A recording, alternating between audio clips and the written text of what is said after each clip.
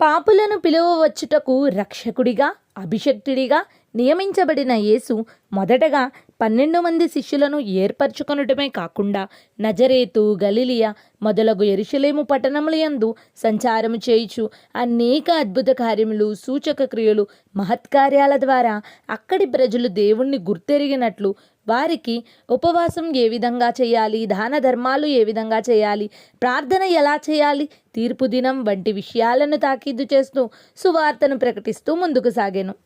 ఇక రెండవదిగా అక్కడి పండిత వర్గంగా చలామణి అవుతున్న యూద పరిసయ్యులను ఉద్దేశిస్తూ మత్తయి సువార్తలోని పూర్తి 23వ అధ్యాయంలో చెప్పబడినట్లు వారు పాల్పడుతున్న అవిధేయతను ఎత్తి చూపారు. మొదటగా